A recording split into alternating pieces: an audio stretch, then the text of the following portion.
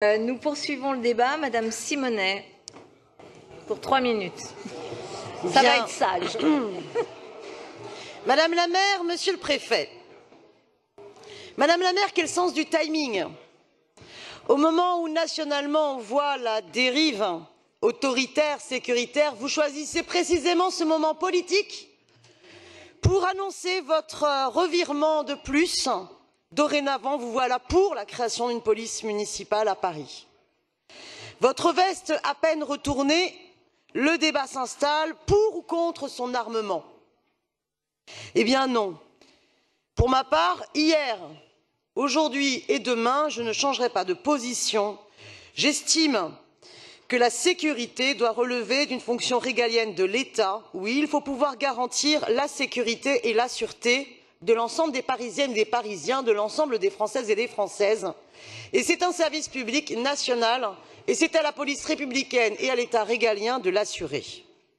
Alors vous vous appuyez sur un sondage selon lequel 82% des Parisiennes et des Parisiens seraient favorables à la création d'une police municipale.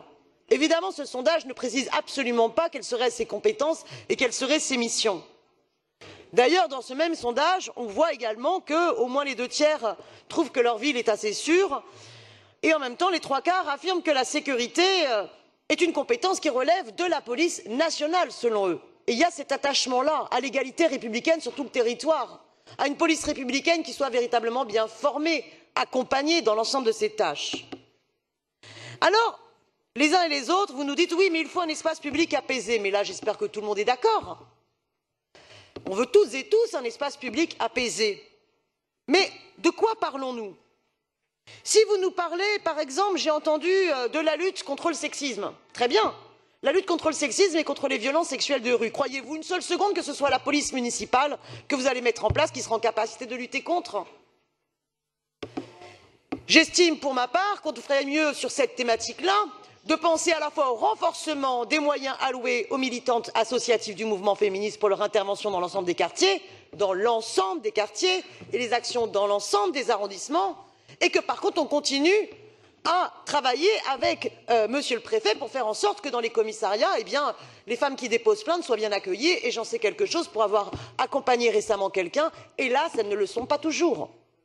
Et pensons à certaines innovations de type des commissaires formés, bien formés sur cet accueil des violences faites aux femmes, qui puissent, hors les murs, dans le futur équipement que nous allons développer dans la prévention des luttes contre toutes les formes de violences sexistes et sexuelles, qui puissent eh bien, accueillir les dépositions à cet endroit. J'entends parler de la question des brigades, des rodéos à moto. Vous croyez 2 secondes que c'est la police municipale qui va intervenir là-dessus?